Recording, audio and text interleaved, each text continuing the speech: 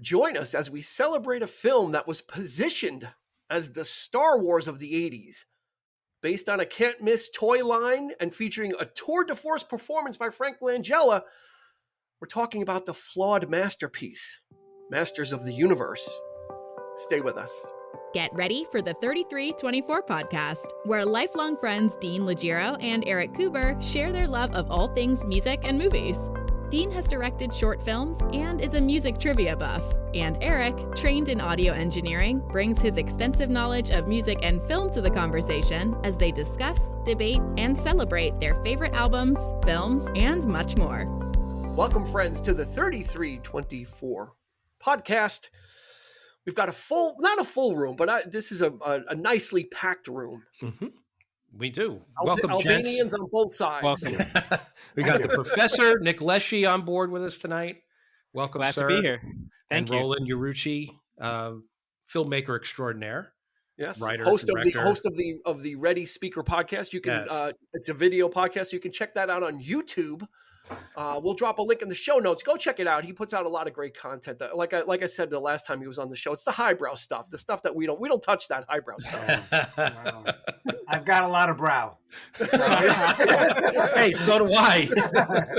I feel you, brother. I feel you. You silhouette a lot better than I do. Nick and I will make up the non-follically challenged faction of tonight's podcast. We've got the hair. Nick and I. For now. So, Nick Leshi is the blogger extraordinaire. He's got the City of Kick entertainment blog. So we'll drop a link for that in the show notes as well. It's great to have you guys on board. Great to be here. Always. Yeah. Always Thanks fun. for making Always the fun. time. We appreciate it. And you can check us out on 3324 podcast on Instagram and Facebook. And we've got a great, fantastic group of people going there. It's a great, fun atmosphere. You can post. You can kind of interact with us. That's where we hang out. It's like the street. It's like the new street corner. No, Sure. Roland? Yes. I have bags and matching shoes for my corner. Yeah, we got the barrel with the fire in it, and we're all standing. That's it. around. We're all There ready. you go. New York That's what has a we need that as a New York as it should be. somebody That's needs to what social paint media that. is. Yeah, we need the range That soaked would be street great. with the neon light there hanging, Yes. or Yes. some dudes standing there under the street light. Trying to keep We're warm with the just barrel sharing and a pizza, fire. a box of pizza. That's right, That's our group. That's what we're like. So come and hang out by the barrel and keep yourself warm. So we've got an interesting movie that we're going to talk about, and the more research I did, the more I've become intrigued with the film. And it is Masters of the Universe from 1987. Just let me roll through the stats first, and then we'll kind of talk about this film. Released in August of 1987, directed by Gary Goddard. Budget was $22 million, which is not bad for the company that put this film out. Yeah, Canon. Canon Films, that was a lot of money for them. Yeah. The box office was only $17.3 million. It did not even make back its budget. Music by Bill Conti, which is very interesting because it sounds like it's done by John Williams. Odd choice. Very much so. He very much was going for the Superman theme. Yeah. Like when this movie comes on, you think, okay, this is gonna be it sounds like Superman. So is this John Williams?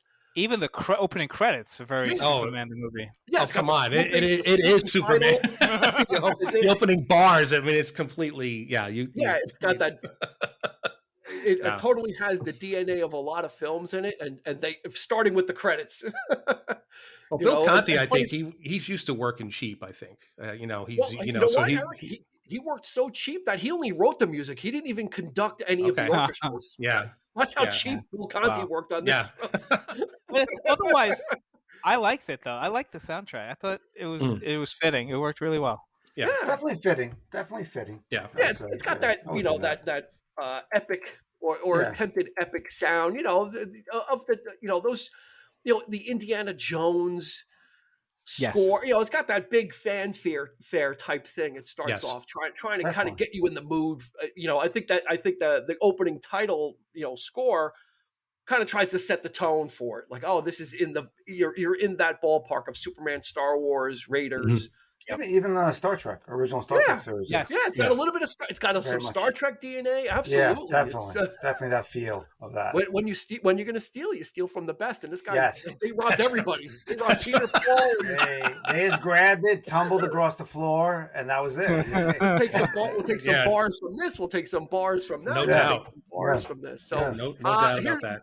This is based on the it's based on the Mattel toy line. Okay, but there was also a cartoon going on by Filmation at the time too. So that's some of what we're going to talk about is the diverging road there. This was decidedly after I was not a Masters of the Universe fan. I had aged out of that already. Yeah. But I did see it in the theater. Roland, did you see this in the theater? I didn't see it in the theater. I saw it at home because I don't know. I've mentioned other shows. I was a Supers kid, so we had free HBO. So I saw it at home, and my younger brother, he was a He-Man fan. So I remember in high school, and we had to watch it because we only had one TV. Again, we're Supers. We only had the one TV we could find. So somebody else got rid of. So and we would watch it. But so I mean, it's interesting. Yeah, definitely interesting. Rewatching it again and seeing where it played and where it came from. It was kind of interesting choices they made with the scenery, the setting, the outfits, how true they were is surprisingly true to the animated series. With the outfits. A little bit of both. Yeah, I mean, we'll get into that. Mattel had a heavy hand. Yeah. In the production of this. So Nick, what about you? Was it something you saw way back when? I saw Nick Leshi? Yeah, I saw it in the theater. I went to see it, and I had high hopes. How'd that day go for you? Did it go well, or is it? As a kid, I remember being disappointed. I didn't like the stuff set on Earth. I'll be honest. Back then, yeah. I hadn't watched it since then. I rewatched it, and I'll be honest, I liked it better now. Okay. I didn't mind it. But I loved the stuff on Eternia, and I loved, I was like, just set it all there. Why do we have to go to Earth? Why do we need to follow this? But so yeah, I was disappointed as a kid for some reason. Maybe I wanted more of the characters too. Like, there was a bunch of them that went in. Then I thought maybe they were going to bring in more. You could just tell it was low budget, especially now looking back. We'll talk about it. There's elements where you could see they had no budget. Like there's nobody all this stuff is happening, and there's nobody looking out the window like what's going on. There's nobody in the streets. So you could tell it was done in a lot somewhere. The sets were empty. Yeah. Eric, what about you? Yeah. I actually don't remember. You didn't see it with me in the Galleria in White Plains? We might have seen it together. I want to say that we saw it with our friend Dwight and Johnny. With our friend Johnny, but didn't we bring his little brother? Because I know Johnny was a huge fan, and because his little brother, Johnny would get him all the figures, and he would play with him. So I'm pretty sure we all saw it together in the gallery. Yeah, that's probably the case. But on the first level, there used to be a movie theater of the gallery in White Plains, Westchester County, New York. Just so you can kind of pinpoint it if you're going to go to Google Maps. Yeah. There used to be a movie theater in the first floor, and I believe we saw. I know I saw it there, and you were more than likely there. So same thing as Nick. I only knew from He-Man, like you see the figures. I never watched the cartoon. Like I said, by then I'd aged out of it already. But I was going to see the film just because it was sci-fi fantasy. Yeah. Well, at that point, we saw everything. Yeah. Right. In the 80s, we just went. Yeah. Saw, 87, we were just going. It was most likely the case. Yeah. Yeah. And sometimes the shittier, the better. Something like we were. Oh yeah. Back then, we were looking for shitty movies too. Sometimes, like this looks really bad, so let's just go see it. That's right. That's right. Yeah. So it's one of those ones. What I did is I sent an email out before this episode, and I asked everybody if you're going to rewatch it, try and kind of forget the reputation, because it's got a reputation, and you go on Rotten Tomatoes and everything. It's like, oh, this is just a really it's cheesy, it's low budget, it's this, it's that, and the other thing. And I wanted to kind of reapproach it myself, much like Nick. Those first, your first impression usually hangs with you for a while, unless something drastic happens to really kind of change your mind about it. So I challenged each one of us to watch it again and try and put all that aside.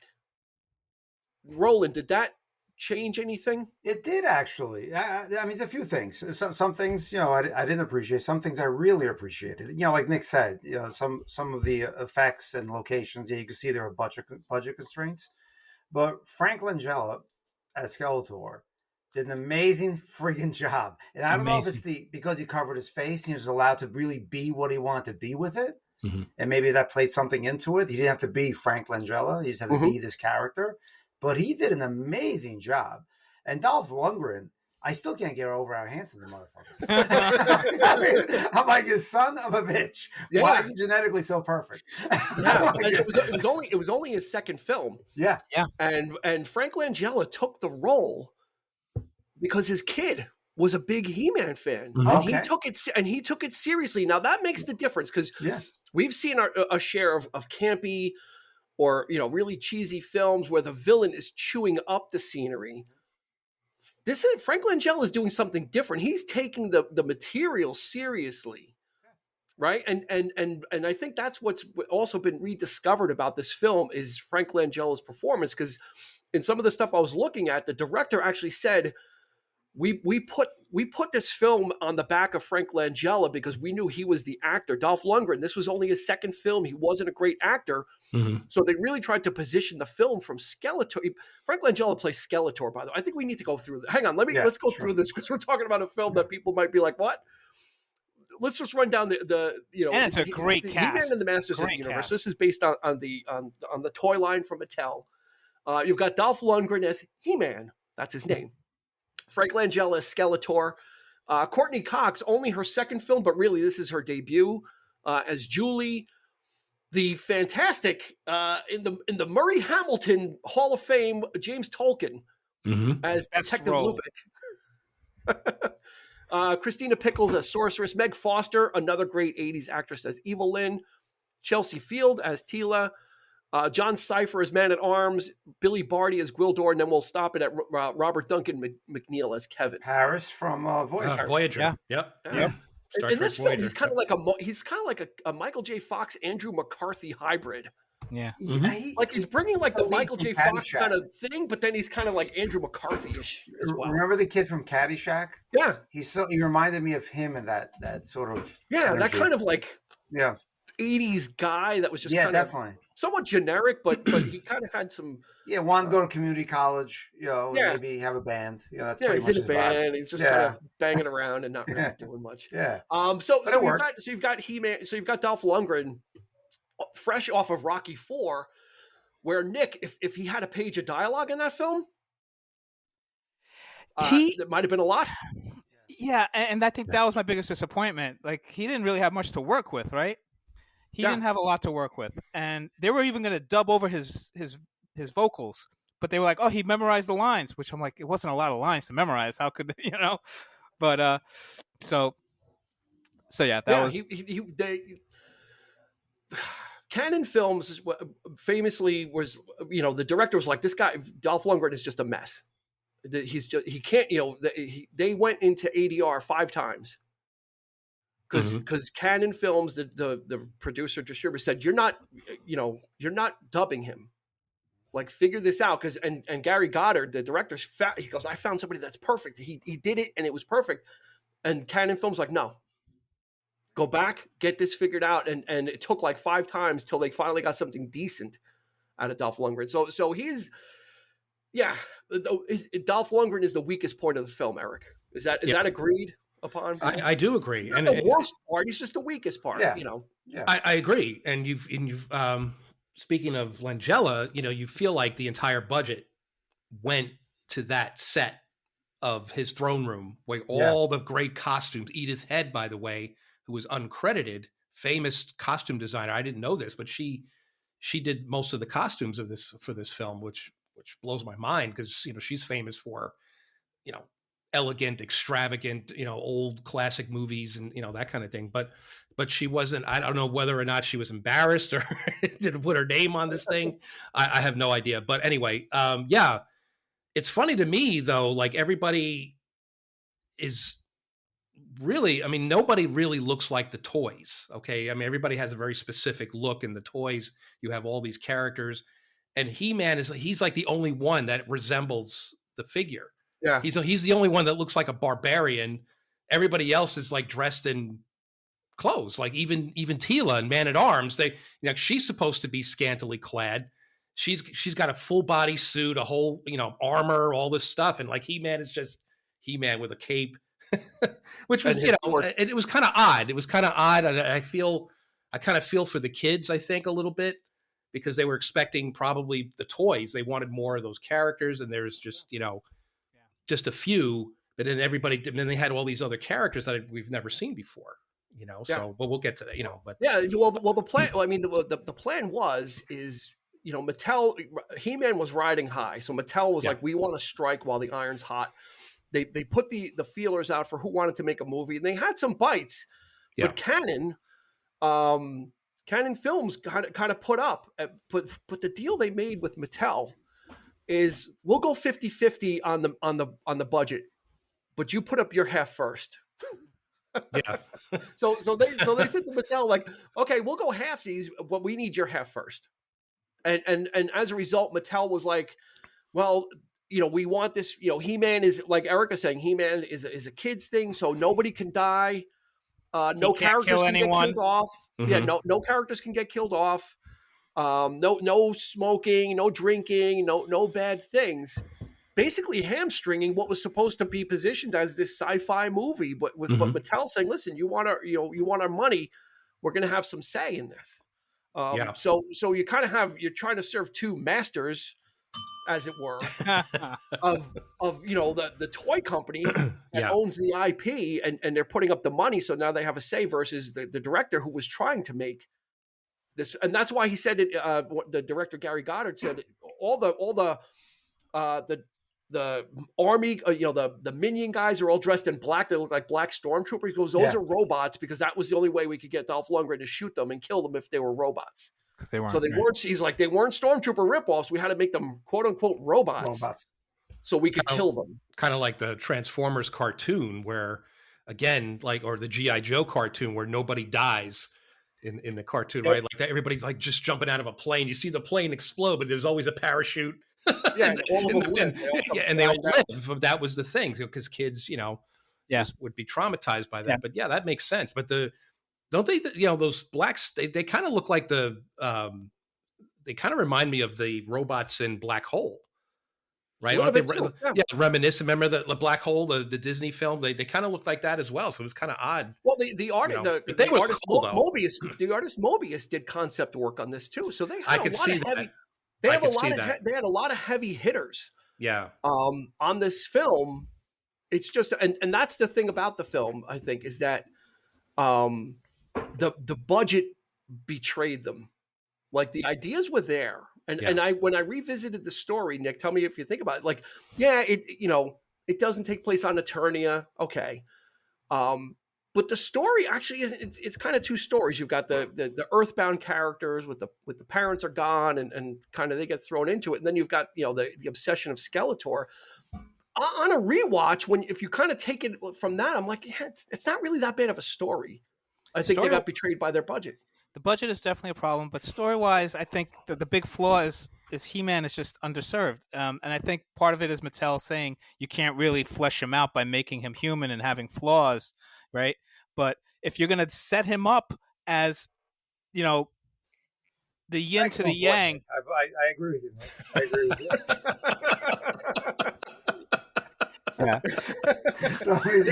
Everything you said, Nick, is very on point. Spot on.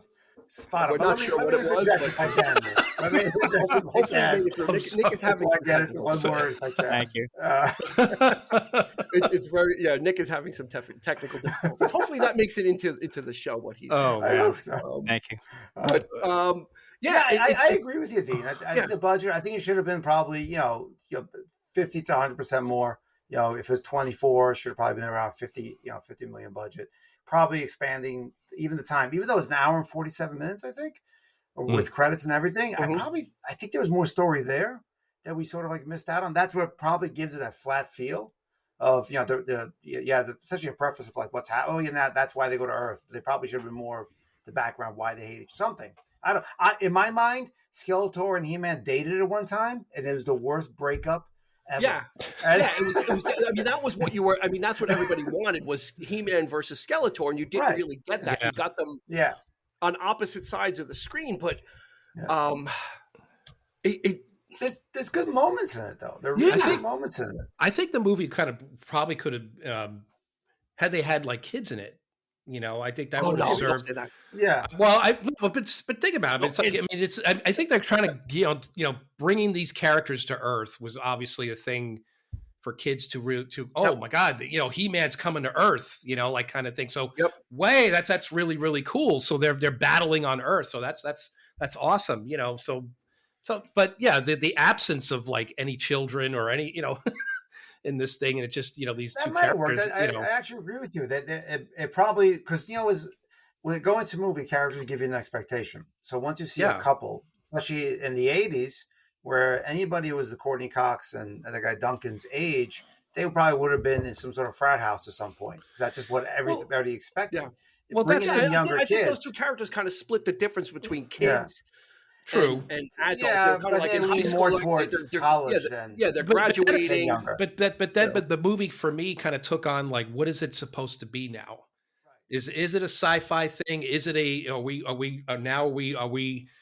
going for the John Hughes crowd now with the young couple here, like 80s vibe, the clothing, what is this supposed to be? And I feel like with the writer.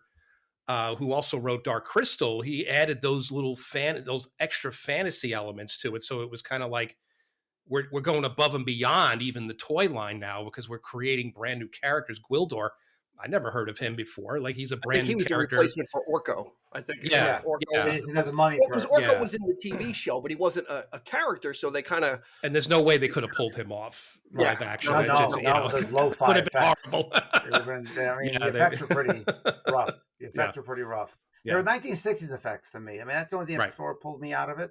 A lot of the lasers. They were okay. Some were bad. Like when He-Man was on the flying disc. Yeah, and he was like a static image, and you were kind of moving him over the buildings, like when he was flying. It was kind of like frozen. Shots were very. Going back to like Star Trek. Yeah, you remember that? I forgot the episode where they had that glowing thing. That's so like all omnipotent of the many episodes of Star Trek. Which one had the omnipotent? It felt like that character. Yeah, like it felt almost like that a couple of times. Yeah. Where it was like literally just like hard pasted over the video. I like the effect of the key. When they would open up the portal. Yeah. Like when Skeletor came through, very much Star Wars. He's sitting on the throne like the Emperor with kind of a design behind him. Cool. Yeah. Yes. Like from Return of the Jedi, it was very much like the Emperor at the. But then it kind of took on. It looked like it was a parade, like a night parade. It's like they're just coming down the street, and he's so fancy. That was kind of cool. And nobody was in the street. Nobody saw it happen. Except all the East Coast New York cops who happen to be in the middle of America. Do you know why no one was in the street? No budget. No overnight parking. No overnight parking. There's no car. There's no overnight parking in that town, so everybody was off the street. Everybody's off the street. No, but like what it is about this film is like there's something there, and I think there's enough there to like grab onto. Like despite the I don't blame the script. Some of it might be the effects and the budget, because once they went through once Canon went through Mattel's budget, Mattel said, "Okay, it's time for your half." Canon's like, "Well, we don't really have it. Can you put the rest in?" Yeah, and they were literally like like some days at the end of the shoot, the people were like, "If we don't get paid, we're not working." Yeah. And the director would be like, "You're here. Let's just finish the day. We'll get the money." Yeah. By the end of the day, and by hook or by crook, they were literally trying to make payroll week after week. Like that's what this movie came down to. So you kind of have to respect what working with what they had. Yeah. And the fact that they they got as far as they did, they got down to the end of the film at the when He-Man takes the sword out and says, "I have the power." And him and Skeletor clash their swords and it kind of gets all bright. Yeah. The director did that on purpose because he said, they're shutting us down. And he goes, I need a last shot. And then a month later, he got some money and he came back in. And that's why at the end, the set is darkened and there's no one on the set because it was just those two people. He had enough money and a skeleton crew to come in and shoot an improvised ending. They kind of did some basic choreography. Yeah, and shot that last fight with like the mood. It makes it look like it was an artistic choice, and it was a good ending. Everybody's gone from the set, and it's just them. But there was no money left. He literally had a skeleton crew of people. We got to shoot an ending. Yeah, we have one day to do this, and they literally did that. And it was a decent ending. It was a good battle. It was close enough. It's close enough. Definitely. I actually like the golden costume, all that stuff. It came out really well. Again, we're talking about budget constraints, and I think that is the most impactful for this film. You have a lot of close-ups, so it's not opening up the world at all. Yeah. So even on Earth, you really don't know what's going on. Yeah, the choreography and Dolph Lundgren were probably the weakest points. Yeah, like his battle scenes were very Kirk-esque. Even though he was an MMA fighter. Yeah, very slow. For a guy that big, it was very. He wields that sword pretty slow. He's not really in a hurry to really. No, he's not. Even his drop kicks are like 2 feet in the air and soft landing. He's like 7 feet tall, so his kick is gonna his knee kick is gonna hit you in the head. Tall. Yeah, not like no comparison to Arnold and Conan when he's no. Oh my God, when he's whipping that sword around. Very clunky with it. So if there's a weak point, and that's where you feel like at least for me, that's where I feel the constraints really land the hardest. Like I said, it's a lot of close-ups, some bad edits with the back and forth dialogue because that's what they had. That was the coverage they could get. Like you're saying, just running. By the way, gents, I don't know if you guys seen this or not. There's a really great documentary. Now that we're talking about canon, there's a great documentary about canon films called I need to watch Boogaloo. It's on Netflix, I believe. I don't know if it's still there, but it's really interesting. It's like Dean mentioned that they couldn't put up the money. That's the documentary. It's all about how there's more there. How shitty this company is. Like basically, the things they had to do, right? This film and Superman 4, Superman 4, Supergirl, That's what killed canon, for sure. Yeah, that's what killed canon. Basically killed them. Now, even you take this film, you take the storyline, the plot, the worldview. I mean, without this film, you wouldn't have had. We're not going to make the comparison of quality, but you wouldn't have had the themes thematically or style-wise of having a real ensemble group. Even though He-Man is the lead here, it is an ensemble group. Yeah. Of like, you wouldn't have the MCU. You wouldn't have even Marvel. They wouldn't have made that jump into modern cinema because up until this point, Marvel was really just Spidey on TV every Wednesday, and the Hulk with Lou Ferrigno. And they couldn't get past that. True that. Yeah, and oddly enough, two years later, Dolph Lundgren would make The Punisher, which I really actually liked that film. Yeah, so even that they held him back. That one as well. They held him back in that one. Yeah, they held him back in that one. They wouldn't even let him wear a T-shirt with the skull on it. You know. So no, they actually what they did was very interesting. They did it in the lighting when they show his face. There are scenes in that movie where they kind of darken his cheeks. It's darkened his cheeks to resemble like a skull. Like his face would like in certain camera angles, it looked like a skull. Like if you saw it, which was interesting. More real life. That's more real life. I can deal with that. Yeah. But without this movie, I don't know if it would have went. I don't know if we would have seen those movies without this movie. I think Roland makes a good point, but and also surrounding Dolph Lundgren with an ensemble cast, right? It allows him to kind of be a Drago. Like he doesn't have to say much. He's there for his physique. The other characters like Man-at-Arms and Tila can really kind of get the story points across. Like they can kind of get the story points across. We have to show some love. I'm sorry for James Tolkien. He was, of course, best role James he's ever done. This guy, this guy had better than Back to the Future. His role. I don't know about that. James Tolkien hit the trifecta. In 1985, he does Back to the Future as the principal.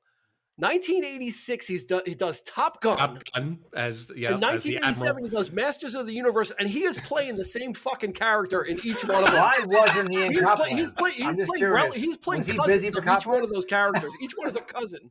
Yeah. They have the same grumpy, I know. like attitude. I love James Tolkien. I love James. He's fantastic. Yeah, of course. Nobody takes pot shots at Lubick. Then they bring him back. I got you on assault. I got you on arson. I'm going to put you away for 850 years if you don't start talking. You'll be flying a cargo plane, rubber dog shit out of Hong Kong. If you don't. He is the same character in those 3 films. Yeah, absolutely. And then they bring him back to the Future too, where he's even a much darker character, right? With the shotgun, it's like armor. It's like post-apocalyptic. It's such crazy, a treasure. but he's so great. Treasure. Yeah, so James great. Tolkien. Yep. And he's still around. Yeah, he's 91, and that's why I think I think when I saw Top Gun Maverick, I was expecting, but they basically got Ed Harris as James Tolkien. Like he's the same character. He might as well have been the same character, but But he yeah. Just like that guy is such a real, like he seems like a relative or someone that's in your family, like that guy, right? And then the end. What a perfect ending for his character. He's like, he doesn't want to go back home. Do you don't think he'll miss the World Series? He said, right? What am I going to go back there for? I got a great. And the woman's feeding him grapes. He's got like the young woman on his arm. He's like, I'm not going back. Like I was joking before, I think before God, it's always funny to me how you always have in that era you always had a New York, New Jersey cop. Yeah. No matter where you were in this country, sure. You shot a film in Alaska. Hey, what's going on? It's Joey Boombatz. Yeah, I'm a detective. And that was him.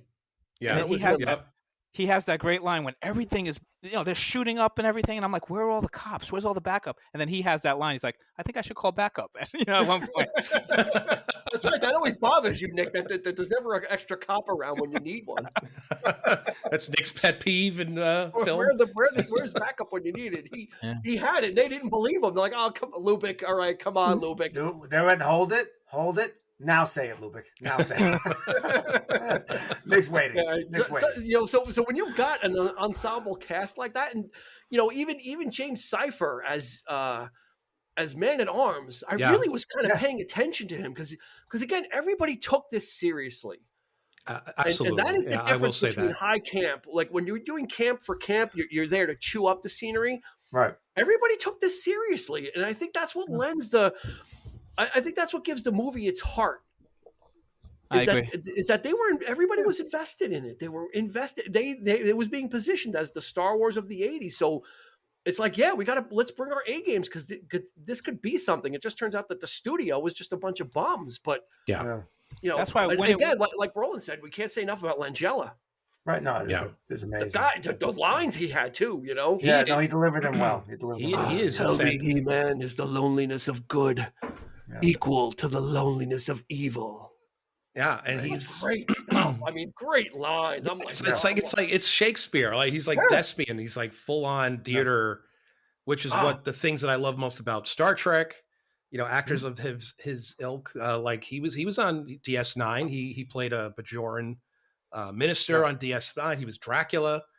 Without fangs, of course, because I guess he was too good for fangs. He was sexy Dracula. But yet Skeletor had fangs, which is that a thing? Yeah. I don't know. Is Skeletor? Is he supposed to have? He's a skeleton, but okay. Well, supposedly Langella had a lot of input into the costume as well, and the makeup worked really well. He was fully invested in this. He's like, we got to get the cape right.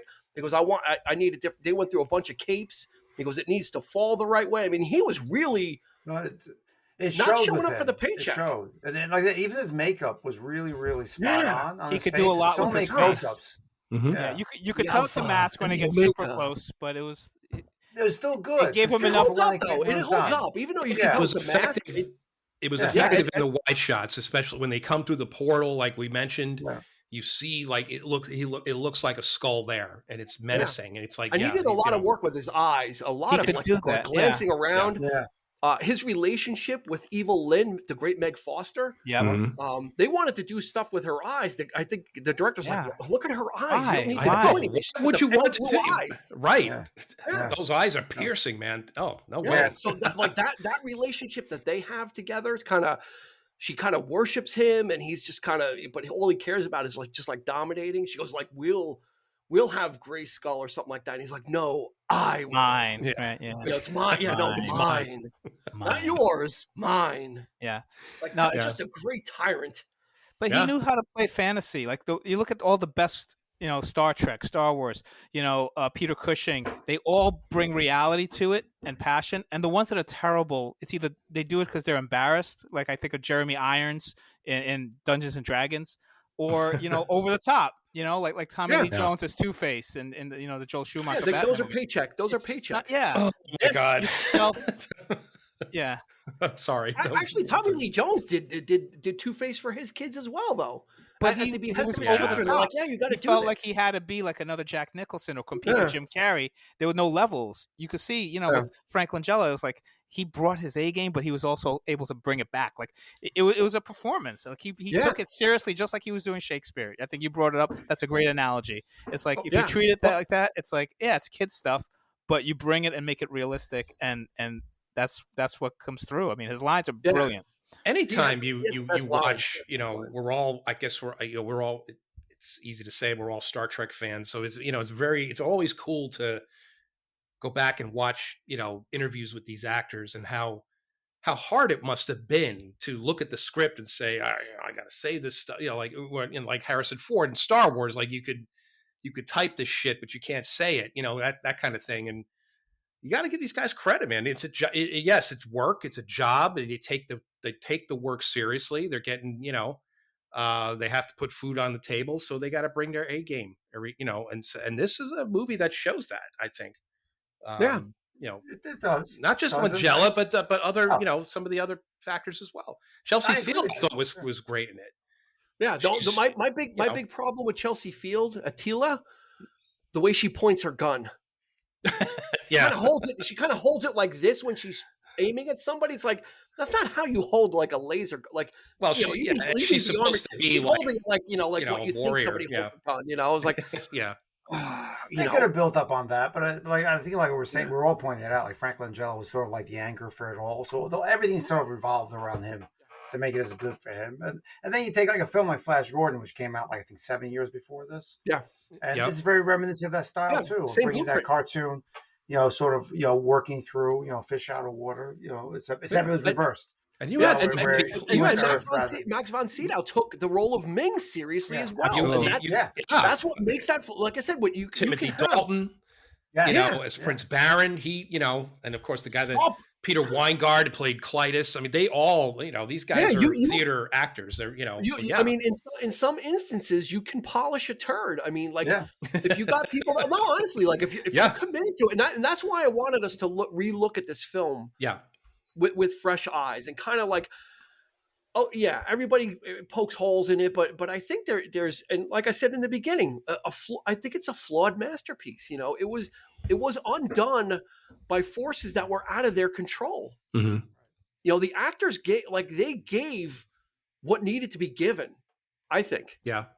No, I agree with you on that. That's a good way to look at it, definitely. And like a rewatching did help. I sat down for the whole thing, one watch. Yeah. I watched it twice. I'm actually, the more I'm watching this film, I'm starting to fall in love with it. Like it's got a certain charm. It's got a certain corny. It's got like a lot of heart, and that's what I'm appreciating about the film. Yeah, is that there's a lot of heart there. It's not a perfect film. I'm not saying this is Citizen Kane in space, but there's I can appreciate the work that these actors. They took it seriously, so I'm thinking, well, why don't I give it a serious look then? If it was played for laughs like other films, it's like okay, you go in with that. But I think a lot of the movies from the '80s had that same quality, like sort of quality in the sense. But this is why we love the old stuff, right? Because we're before the age of CG came in and special effects things started looking better. Something got lost in the translation there. It was the acting took a back seat in my humble opinion. I feel like nobody's really bringing that A game because now it's a visual thing. Now, the special effects will do the work, I honestly feel that way in a lot of films, including things like Avatar, I can't watch the second one. I can't. Yeah. I tried. I haven't. I'm not even bothering. I'm like, I'm not. It's just I saw like 3 minutes of it. It's going to be number one without my $13. Yeah, so let it go overseas. Nick, they're not going to miss my $13. No. He wasn't so bad. Like you're saying, like that time is very interesting because it is, like you said, is very much an actor's realm where movies were changing. They were going to the sci-fi realm, and there was still actors and ensembles. And I mean, it was all reinterpretations of Shakespeare and Greek tragic plays. That's everything that came forward. And now it's more where the CGI or the planned CGI effect is part of the ensemble. And it reminded me a lot of. There's only so much you can share on the screen. That's right. Yeah. What I loved about this that maybe doesn't get enough credit, they jumped right into the action. This wasn't an origin story. Yeah. Skeletor and He-Man have been fighting for ages, right? It's like, told you, bad bear. So this is always been about us in high school. You don't need if they reboot Superman, they're going to start from the beginning again. It's like you don't need to do that. Just jump right into the action. And that's what I liked about it. Yeah, I enjoyed it. This is our final. I think everybody that kind of went to see it took their kids to see it, and they didn't have to do that. So it's like the kids knew, because we got the toys. We don't need to know where they came from, So it was what happened towards the end of the production as well is the He-Man, while they were making this film, the He-Man line of toys started to fall off. Sales started to plummet. So Mattel went back to the production and said, listen, what we said before about not killing anybody, and fuck it. Do what you have to do. They literally said, do what you have to do. Make this film because the toy sales are starting to tank and people are kind of starting to walk away. We got to get this thing out. Do whatever you want it to do. Go ahead and do it. Mm-hmm. They couldn't get it fast enough. That's what it was. If they got the time, and one of the set designers that Eric said, the guy that designed that whole Skeletor's throne room, he's like, I made it with all kind of ramps and under tunnels and stuff for the big end fight, and we never got to use it because they ran out of money. Because they ended up to he get threw over a ledge. It is a great room. It's actually a really good set. It's a really good set. The textures are there, the colors are there, the layers are there. It's actually the money is that the money's on the screen. It's just that the money ran out. They were putting the money on the screen, and I like the notion of Eternia where it's like sorcery and technology. Yeah. Right. Because they're using a cosmic key, and you see Skeletor has like an armband, and it has electronics on it. But then there's the aspect of magic, the enchantress, and sorceress, and so there was a lot of meat on the bone. Yeah. That they could have really played with, and it's just it's almost like one of the great missed opportunity films. Yeah, perhaps. The only time you see Castle Grayskull is that painting at the beginning. Yeah. They didn't have enough to kind of create a model for it or anything. Right. Yep. And they reused the in the beginning when Skeletor kind of goes on the hologram, he's like, "People of Eternia." Yeah, it's that. and then at the end when he said when he went back, they used the same shot, but they flipped it. Because it's the same guys that got their hands over their heads like they got captured, but they just flipped the shot, and the guys are in it. It's the same shot but flipped over. So they had to get economical with it. They couldn't even pay background actors, man. They couldn't even get extras. That's the sad thing. The scale is there. You see the script is calling, and it's you got two people standing in front, kind of. Since when is there nobody in a music store playing "Stairway to Heaven" on a guitar? There you go. Yeah. And you know what? Even I'll tell you, in the 80s, just look at the IMDb. Whoever's interested, just look at the photos from the set, and they're beautiful. Yeah, and then you rarely say that about a film unless it's a good film. Yeah. But some of these photos, the production stills, the behind the scenes, are friggin' beautiful. Yeah, they're really pretty. Dean, to your point, the money was on the table. They just couldn't get it all wrapped up. Just wasn't enough to finish it. They couldn't get over the finish line. How many changes in the script as a result of the money running out that they had to, settle for something. They had to do that. They had to change, That's basically what happened at the end. I think Gary Goddard said at one point he was filming and someone came over with a white with a white card in front of the camera. Said, "Shut it off. We're done. That's it for today. That's it. You're done filming. There's nothing left." So how do you day after day kind of working like that? You have to kind of be agile and plan. And he kind of saw the handwriting on the wall, and he said, "That's why when I filmed that shot of them clashing, I kind of stopped it there and planned for an effect because I knew I was going to have to come up with something else after that. Yeah. So yeah, there's a lot there. Let's talk a little bit about Billy Barty. He's a wonderful treasure. Billy Of Barty. course. He's Citizen wonderful. Marty Croft alum. Yeah. Yep. In the Sea Monster. He was in like That's right. any 70s and early 80s, you know, all the stuff he did. I mean, he's just amazing. Yeah, he was everywhere in the 70s. Well, he was our Warwick Davis, right? He was like the American. Yeah. He was absolutely a celebrity. So for Billy Barty to kind of show up as Gwildor, he lends a little bit of that. That character's for the kid. That's the character for the kids. Mm-hmm. Is Gwildor like that? He's the one that's kind of thrown in for the younger set. He's kind of the guy you can kind of connect with. He's kind of like the that kind of character, the kind of goofy Yoda-esque. They go into his little hovel. They all have to bend down just like Yoda. He's kind of eccentric like Yoda. You know, they kind of. But if I were a kid going to see a He-Man movie, though, I would have been like, "Who is this guy? Like, where's Orko? Where's Orko? Right. Where's Merman? Where's all these like? Where's Stinkor? You know." Yeah. So I can imagine maybe some of the disappointment, maybe from the kids' point of view. They couldn't even make the 22 million back. Yeah. Yeah. That's a travesty. At least, right. You know.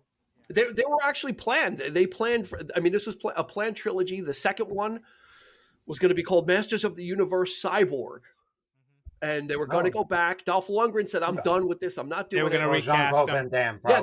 They got Laird. They were going to get Laird Hamilton, who was a surfer.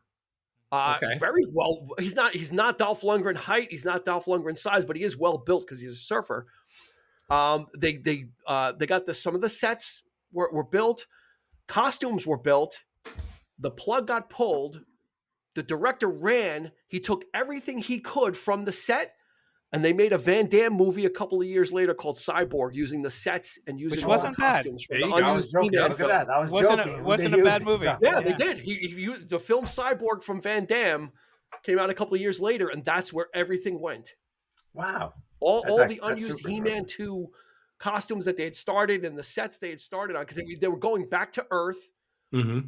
And then He-Man was going to be disguised for some reason as a quarterback, which is shades of Flash Gordon. Yeah. He was going to be like undercover or something, or alternate identity or whatever. It was you know what? It's better. I'm happy with the one. Yeah. But we're happier with Cyborg too. I'm disappointed. The only Van Damme movie I ever saw was the one where he was twins. Double Impact. Double Impact. There was a time travel one that was pretty good. I like Time Cop too. Yes, Time Cop that was okay. Time Cop. Yeah, yes, I love Time. I'm sorry, I love Time Cop. Yeah. How did I forget about Time Cop? The great Ron Silver in Time Cop. Another guy. He took that role seriously, but he had the right amount of smarm. That's right. Yep. And but speaking of the sequel, like this had the post-credit scene with Skeletor saying, "I'll be back," right? And we never just like Flash Gordon, right? With the ring and Ming.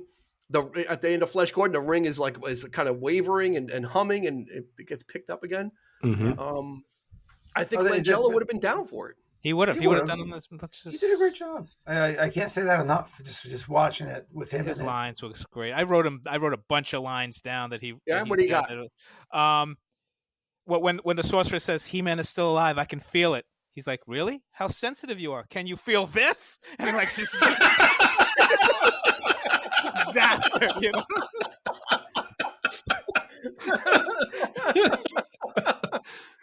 I love that. And the thing of it is, too, is so amazing is that he screams a lot in this movie because he's a very soft-spoken actor, and that's why I love that voice of his. He's got that sort of velvety. Well, he put on a totally different voice in this. Oh yeah, he's like, you know, he's like with the scepter. He's like always moving. He's like fast. He's he's screaming at everybody like that. That was like, wow, that's a powerhouse. He's really going for it there. Yeah. Kneel before your master.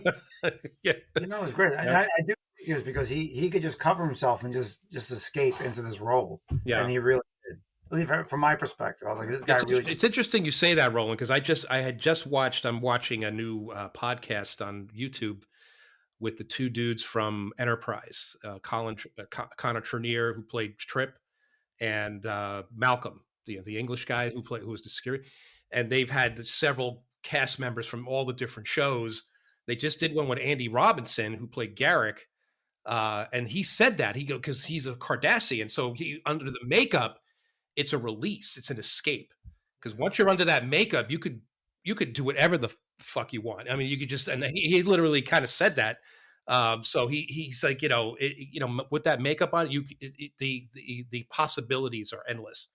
So that's and an you have to interesting go point of broader. view. I mean, that's just an acting thing, is right. Yeah. Under that makeup, you need to go a little bigger to go to get through the makeup, right? Yeah. To get through that, and you could see that with Langella. He kind of his guy. is a little more subtle, but you've got he's got to bring that kind of menace, and his voice is on. If you played a clip and said, "Who is this?"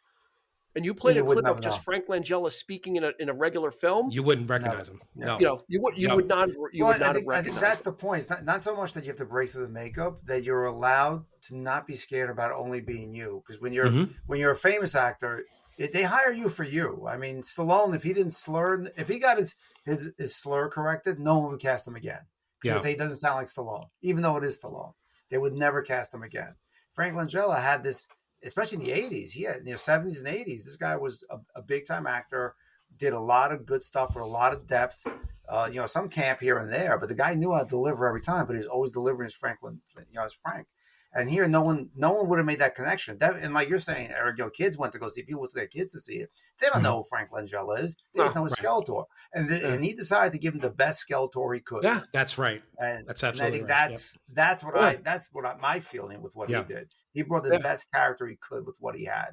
And he did a great job. And I said, makeup, I know up close. Yeah, it's a mask. We know it's a mask. I know I saw felt over the nose. So you couldn't really see into the nose cavity. Or Sharpie. I don't know if they filled it in with a little Sharpie, whatever it was. Yeah, that's what it was. I was like, okay. But the way he moved the mask with his face and his eyes, it worked.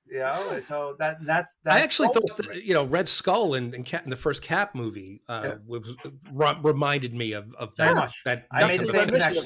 I made rubber. Yeah. I saw the same thing in my head when I saw that. So I instantly like that, though. Like, with Red Skull, it's like, okay, he could look a little better, but it reminds me of Langella in He-Man. It's not too gruesome. So I'll accept this. Yeah, right. Yeah. I mean, you see actors like Gene Hackman who refuse to shave their head to play Lex Luthor, and yet Frank Langella is willing to just cover his whole face and everything and just still give it his best performance. That's what I like, And I'm not knocking Gene Hackman because he was excellent as Lex Luthor. Of course, but it's like shave your damn head. He should have shaved his head. They made a nice running gag with the toupees, so I thought that was cool. Yeah. One of the great Skeletor lines is Man at Arms is like, "You dare threaten her life? I dare anything." Like he's so he's just like so like. Well, like I said, he's got such great actors to bounce, except for Dolph, but anybody else, even Meg Foster, just bouncing off of her and just kind of his disappointment. Like every time, did you capture He-Man? She's like, no. He's like, we're done. And when Evil Lynn, interferes, right, and he goes, okay, you go with him. He's like, well, I wasn't suggesting that I go. He's like, then you shouldn't have spoken. Yeah, leave. It's great delivery. It's great delivery. It's he's in the moment. I always I say it on my podcast all the time. Like when people do the work, he did the work. Yeah. And even though you think, it's just a silly movie, no, you got to do the work. And he really did the work. He did the work to make it the best he could. Nick, do you think can we recommend this to somebody? Can we recommend this to somebody that doesn't like this type of film, and would they appreciate the acting of him? Because again, he's kind of getting a renaissance in this role. I think anyone that recommends this movie appreciate this film for his performance. I think that's how people recommend it. I think people are always like, watch it for Skeletor. This is tune in for his performance, and the fact that he is in this beginning to end, it holds it together. So. Who else could deliver lines like, I ache to smash you out of existence, to drive your cursed face from my memories forever? Come on. And then He-Man's big response is, it's always been between you and me. He does not get he any might as well. monologuing. He might as well have said, "I must break you." Come on. Dolph Lundgren is you know what? Dolph Lundgren is a smart guy. He's got like a master's degree in engineering. He's got all kinds of even. Like he's a all scientist. Kinds of doctorates. He's a straight up scientist. Second degree black belt. He was. You look at a good performance. Look at him. But he's not a great actor. I mean, Look at him in Creed 2. I thought he was able to do some good stuff in that. So I think blame the director a little bit on that too. Maybe, but the writing. The director's worried about whether people are going to get paid. And this director, he's had his scandals too. He's had a little storied past, checkered past. And he didn't have the experience either. Like this was his second movie, first movie. I don't know what it was, but but yeah, that was the weakness of this movie. He-Man was underwritten, and he, Dolph Lundgren wasn't at his height yet. Peak yet. He was not the alpha and the omega. Yeah. No, not yet. All right, let's talk about some. We talked a lot about Frank Langella, but I think there's a lot of great scenes in here that kind of stick out. Roland, what are a couple of scenes that really kind of? Obviously, it's very easy for us to say anything he was in. Yeah, well, outside of that, honestly, what kind me, of, what did you geek out of? What did you geek out about in this film? Well, I think the opening scene with Skeletor, and again, this is not really because of Frank Langella or the acting. I just think there was so much focus on that character that it popped for me right from the beginning, and at the end even. And again, I think he just bookends the film well. So it's that opening scene where you're in that grand room, and where it ends in that grand room. And that's where I feel the most excitement was, and the most, like, the colors of the film really came together, the characters, the costume design. Like, I felt like that's where it needed to be. Like, that's where it's not saying it shouldn't have come to Earth, but at least that the cohesion in those two scenes was the strongest. And I enjoyed those the most. That's like, I was drawn to it. Yeah. And I think that, for me, that's how I saw it. That's Skeletor's home court. Right? Yeah, he's like, that's his home field. He's like, I'm not in a giving mood today, and he's like, zaps that lizard dude. I will shit you. I put everybody else in line. PDQ. I rewound the scene just so I could look at the floor again because I thought it was so pretty. It's like, goddamn, is that cultured marble? Son of a bitch! That is cultured marble. Where did that set go? Did they repurpose it? Can I get some? I wish I could get a piece of that. And anything else?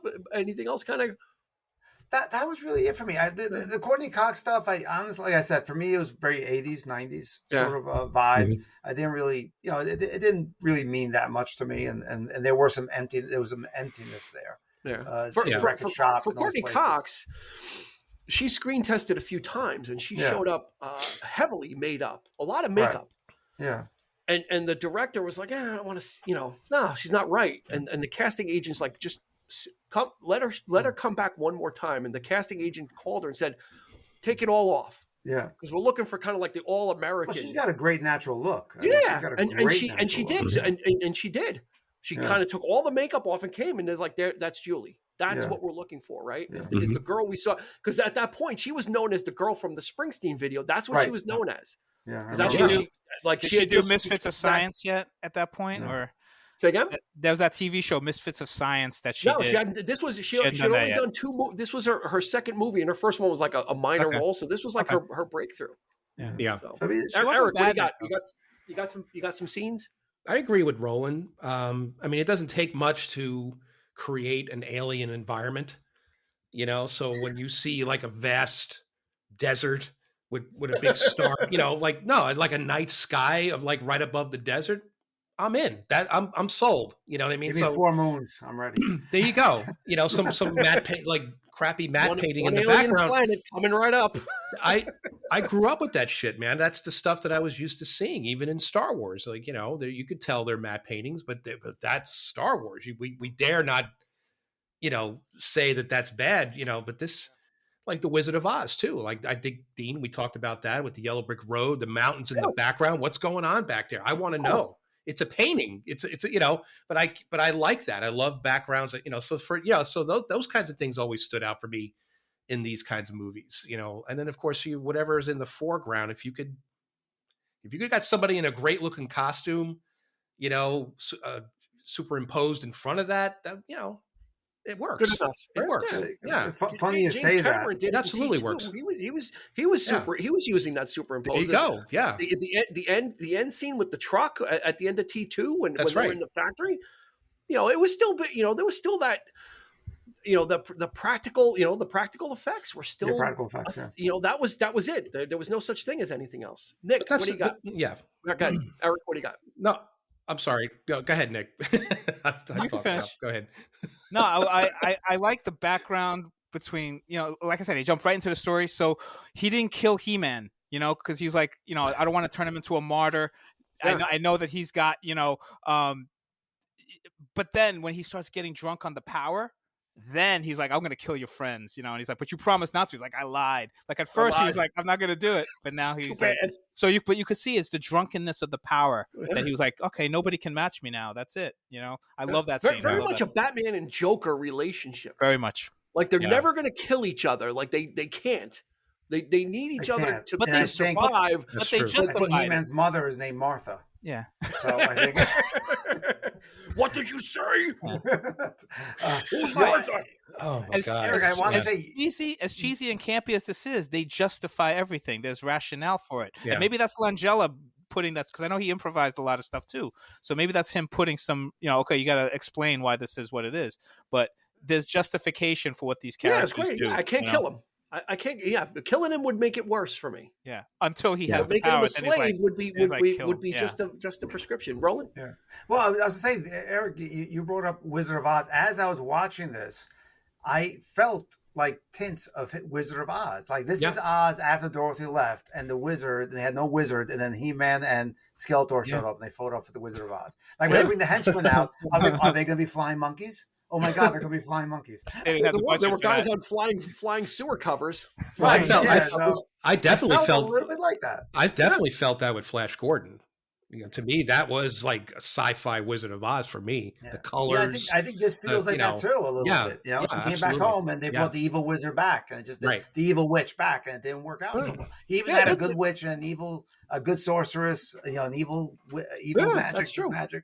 Yeah, so I think there's a lot of influences there, and some are not so. Some are subtle like that, and some are not so subtle. One of my favorite scenes, it's a Langella scene, but it's also with He-Man. At the very end, when He-Man decides to leave with Skeletor, it's like Skeletor says, "Listen, if you come with me and be my slave, I'll let your friends live." Right, so He-Man leaves everybody on Earth, and he goes with Skeletor, and then he's kind of bound, kind of like Samson and Delilah-ish. Victor Mature, he's bound, and Blade starts whipping him. Yeah, and that's there's a cool scene scene of Frank Langella. He's holding his staff, and he's kind of like flinching, like in either delight or he can't believe that He-Man is taking the punishment. Like he's almost like he can't look away, but he's almost repulsed by it because he's getting whipped, and there's the reactions of Skeletor. Of kind of like he's almost like flinching when he gets whipped and when he takes another lashing. And I was just like, that's cool. Such an interesting choice.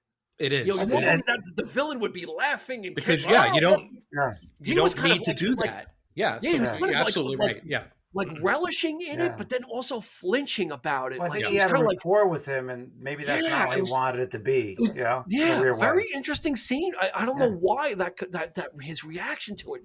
Like when the and he would Skeletor would kind of like flinch as if almost he was taking it as well. Very, again, like I said, it's weird for such a throwaway film that there's these interesting little nuggets that if you stay long enough and you kind of, I think it takes a couple of watchings. I think this movie takes a couple of watchings to kind of wash off.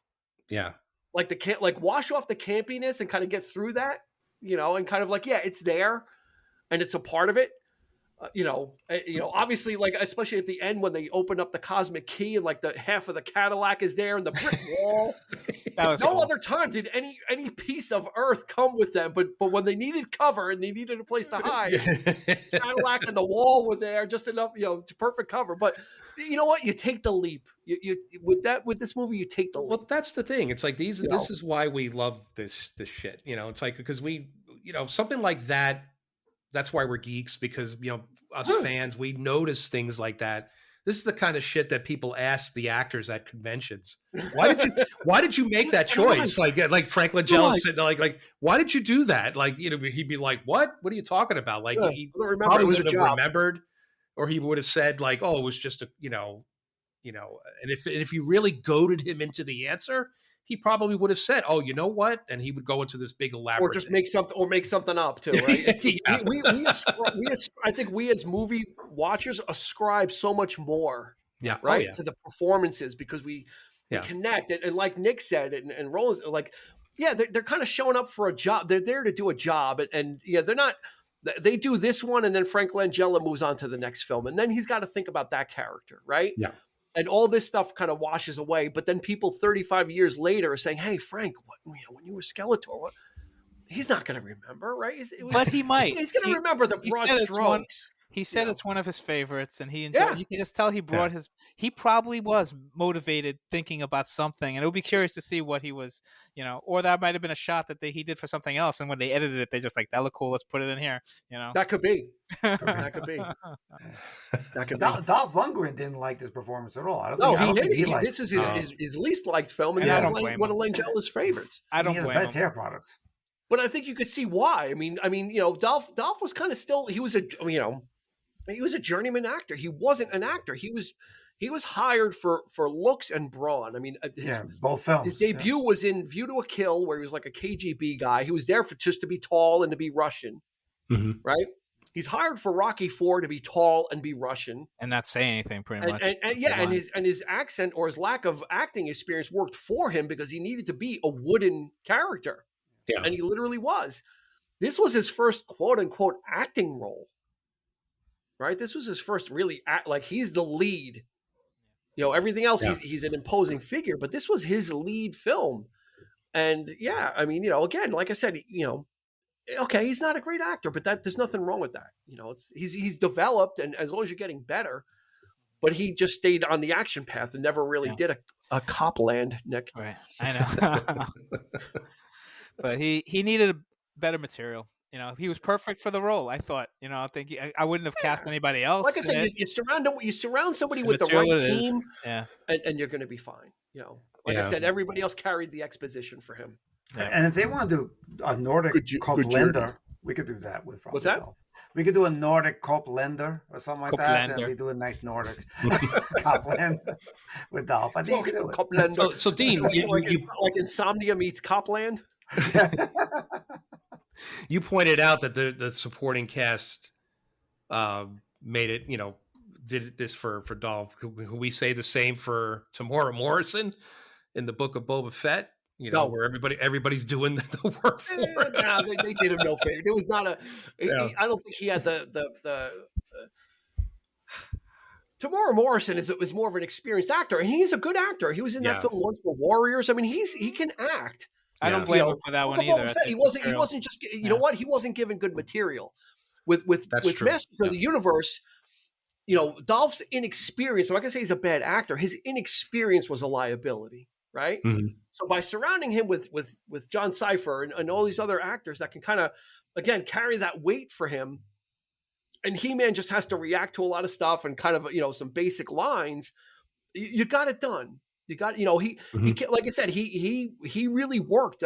Like I said, they did ADR like 5 times. He did five times ADR until they got it to be passable. So I can imagine what the first stuff they were recording on there was like, how to be brutal.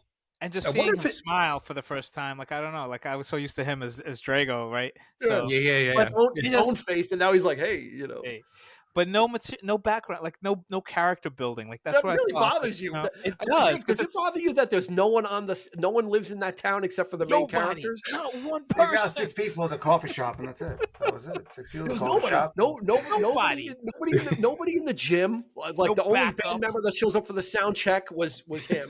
Nobody. Right? Nobody in the guitar store checking stuff out or getting lessons or playing Stairway to Heaven on a guitar, trying it out. Oh yeah. That bothers me. And then 5 cops show up. But let me put this in perspective. At the end of the Back to the Future was the same thing. There was nobody in Hill Valley in Twin Pot, whatever it was called, right? At the end, there's nobody. There was a bum on the bench, and that was it. Well, it was 2 o'clock in the morning, though. Yeah, exactly. Okay. There's an excuse. Everybody's home sleeping. Thanks for blowing that up. Okay, during McCarthyism, it was a communist town. There goes my fan theory of Marty coming back to the future and there's no one around. Same type of thing, right? It's but I know I see your point, but yeah. There's to Nick's point, there's no one walking around like kicking a can down the road or putting money in a meter. It's like you know what? The streets roll up early in that town, whatever that unnamed town was. When that pink car goes by, they're like, "That's the car." I'm like, "That's the only car that drove by." Only car there. Only car. Yeah. Well, it's the only pink Cadillac pink Cadillac in the country. B, the only pink Cadillac in town. C, the only pink Cadillac driving down the street. We can narrow that search down. It's like Footloose for people just going outside. It's like no one's sitting. That car must have belonged to somebody on the crew. They must have just bought it. Clint Eastwood's pink Cadillac. They probably borrowed that from pink Cadillac. With Clint Eastwood. Yeah. Like where can we get some we got a pink Cadillac from that film. It'll be fine. Don't worry about it. Bring it over. We'll explain it. Don't worry about it. Bring it over.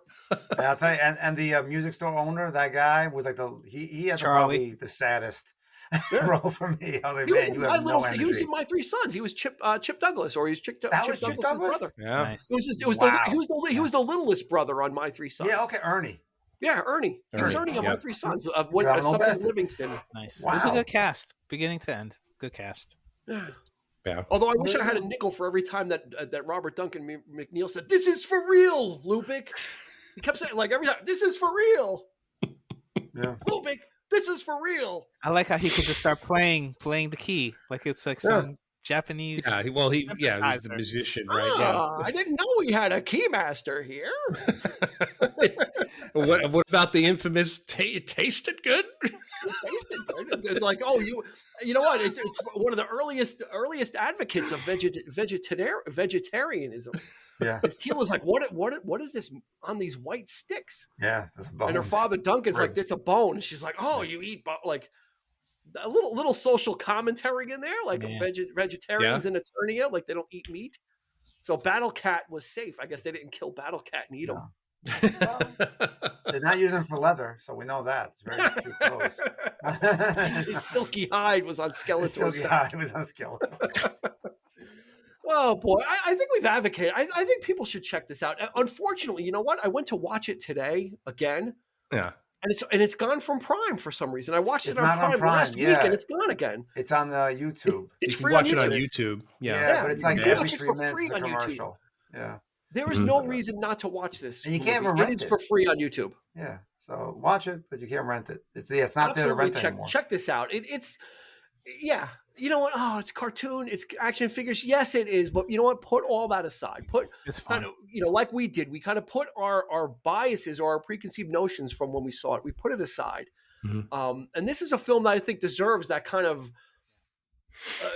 give it a watch because of everything that the production went through. And there's stuff on YouTube as well about the harried production of this film.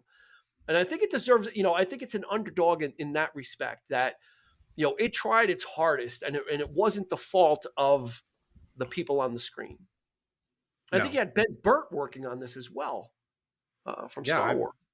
I'm sure. Well, there was a lot of heavy. You got to give credits to the artists, to the people that designed this stuff. A lot of hard work. Yeah. I mean, it's just No, as far as those action figures go, man, where were those black Stormtrooper guys? I wanted to see those, as toys. They were robots, so they could be killed by He-Man without getting Mattel in a ruffle.